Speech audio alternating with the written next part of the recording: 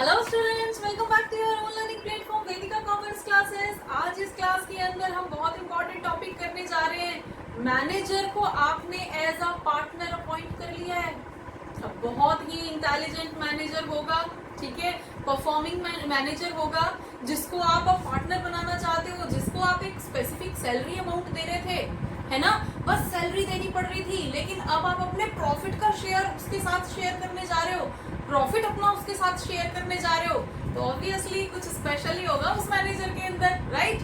चलिए अब उसको हम कैसे सॉल्व करते हैं वो हम अभी यहाँ पे करेंगे, लेकिन उससे पहले बच्चे हम अपनी क्लासेस के अंदर कोशिश करते हैं कि जो भी टॉपिक हम करने जा रहे हैं उस टॉपिक में बच्चे को कहाँ कहाँ प्रॉब्लम फील होती है, कहाँ कहाँ बच्चा मिस्टेक करता है, ये पॉइंट्स हम रेज कर पाए।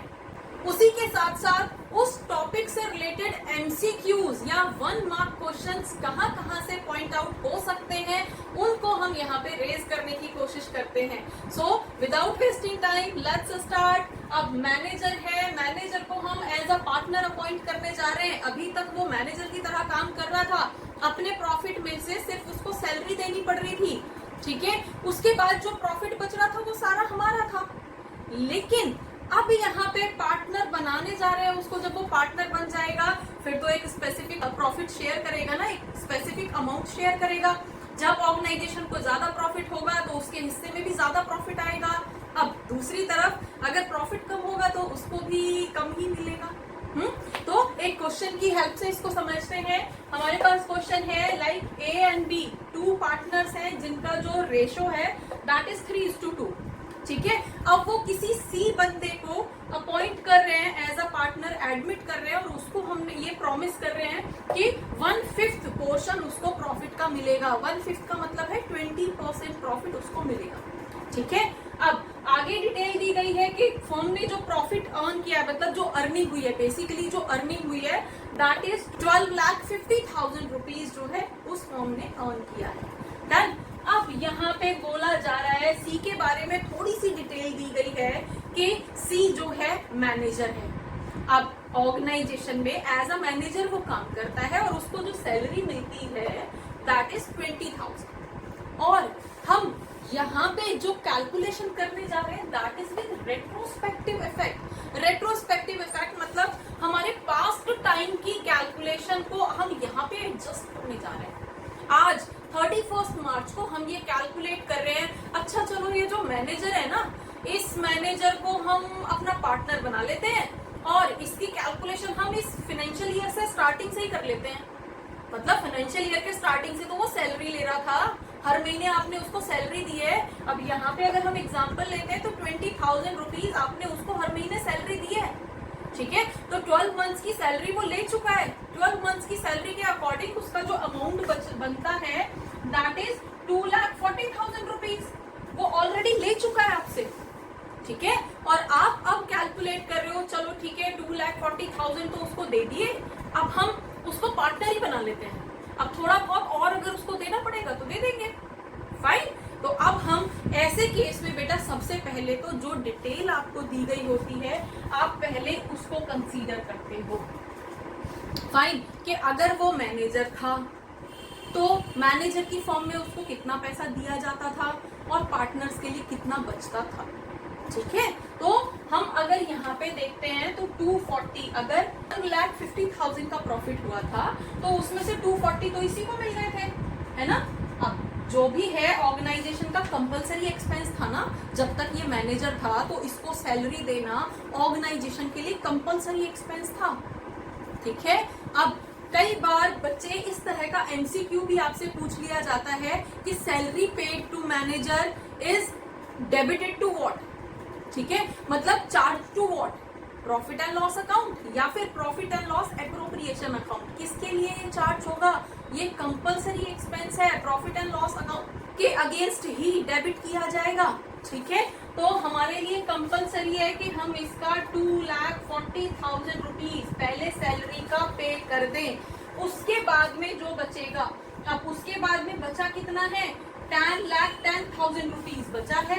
अब ये पार्टनर्स के रेशो में हो जाएगा, 3x ए को मिल जाएगा, 2x बी को मिल जाएगा, फाइन। तो ये तो हमारी वो कैलकुलेशन थी जब मैनेजर था सी, ठीक है। तो अगर हम इसको अपना पार्टनर बना लेते हैं तब क्या होगा, तो हम यहाँ पे कैलकुलेट करते हैं। अगर फर्म ने प्रॉफिट अर्न किया है 12,50,000 का और सी आ रहा है 1/5 शेयर के लिए, ठीक है, तो 1/5 ऑफ 12,50,000 कितना होगा, दैट वुड बी 2,50,000 रुपीज। मतलब अगर हम सी को पार्टनर बना देते हैं तो जो अमाउंट पेएबल होगा दैट वुड बी 2,50,000 रुपीज। जब वो मैनेजर था तो उसको मिल रहे थे 2,40,000, और अब जब अगर हम उसको पार्टनर बना देते हैं तो हमें उसको देने पड़ेंगे 2,50,000, तो कहीं ना कहीं 10,000 रुपीज का गैप आ रहा है ना।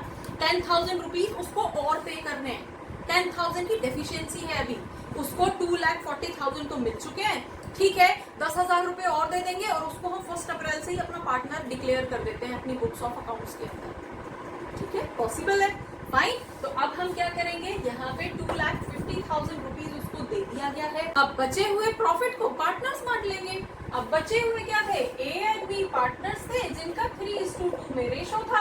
अब इन लोगों के लिए कितना प्रॉफिट बचा, 12,50,000 में से 2,50,000 तो सी को दे दिए गए हैं, तो इनके लिए कितना बचा, 1250 माइनस 250, तो इनके लिए तो 10 लाख बचा है। इस 10 लाख में से ए और बी को डिस्ट्रीब्यूट कर दिया जाएगा, तो ए के हिस्से में कितना आएगा, 3:2 का रेशो है। बेटा कैसे इसको कैलकुलेट करते हैं, हम 3x plus 2x equals to 10 lakh, इस तरह से हम कैलकुलेट करते हैं, ये तो आपको आता ही होगा।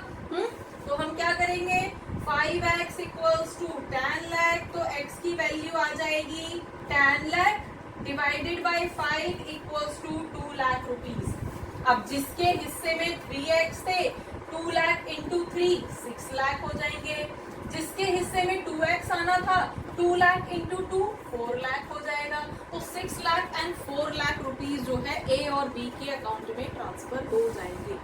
अब देखो, अगर ये मैनेजर था तो ए को कितना मिल रहा था, अगेन ये अमाउंट है ना, यहाँ पे 10,000 रुपीज एक्स्ट्रा था ना, तो यहाँ पे इनको कितना मिल रहा था, इसको भी सेम वैसे ही कैलकुलेट कर लेंगे। तो हमारे पास यहाँ पे 6,06,000 तो ए को मिल जाएंगे और 4,04,000 रुपीज जो है वो बी को मिलने थे। अभी इस केस में जब ये मैनेजर था तो ए को 6,000 एक्स्ट्रा मिल रहे थे, बी को 4,000 एक्स्ट्रा मिल रहे थे, ठीक है। अब यहाँ पे सी को कितने मिल रहे थे, 2,40,000। अब यहाँ जब उसको हमने पार्टनर बना दिया तो अब उसको 2,50,000 देने हैं, तो 10,000 रुपए की डेफिशिएंसी कौन भरेगा, तो यही लोग तो देंगे, अपने अपने रेशो में देंगे। तो ए अपने रेशो में से, अपने प्रॉफिट में से 6,000 दे देगा, बी अपने प्रॉफिट में से 4,000 दे देगा, इसके 10,000 कंप्लीट हो जाएंगे, इसका पूरा अमाउंट 2,50,000 हो जाएगा, ठीक है। और बचा हुआ जो प्रॉफिट है उसको ये दोनों बांट लेंगे आपस में अपने अपने रेशो में। अगर ये इक्वल होता तो इक्वल रेशो में, अब 3:2 का रेशो दे रखा है तो 3:2 के रेशो में बांट लेंगे, ठीक है। तो होपफुली मैनेजर को जब हम एज अ पार्टनर अपॉइंट करते हैं तो इतनी सी कैलकुलेशन है इसकी, लेकिन बच्चे कई बार कंफ्यूज होते हैं, ये वाली वैल्यू कैलकुलेट करनी है, ये वाली वैल्यू कैलकुलेट करनी है, फिर कैसे एडजस्ट करना है, वगैरह वगैरह वगैरह। ज्यादा कंफ्यूज मत हो, पहले आप उनका ये वाला अमाउंट निकालो, ठीक है, कि जब वो मैनेजर था तब पार्टनर्स के हिस्से में कितना प्रॉफिट आ रहा था। सेकेंड केस में आप कैलकुलेट करोगे कि जब हमने उसको पार्टनर बना दिया तो रिमेनिंग पार्टनर्स के हिस्से में कितना प्रॉफिट आएगा, और उसके अकॉर्डिंग आप कैलकुलेट कर दो कि कितना डेफिशिएंसी हमारी यहाँ पे आती है। तो होपफुली मैनेजर को अगर पार्टनर की फॉर्म में एडमिट किया जाता है तो कैलकुलेशन कैसे की जाती है आपको समझ आया होगा। इससे रिलेटेड हमारे जो MCQs रेज हो सकते हैं आपको समझ आए होंगे। For more keep watching, keep learning, thank you.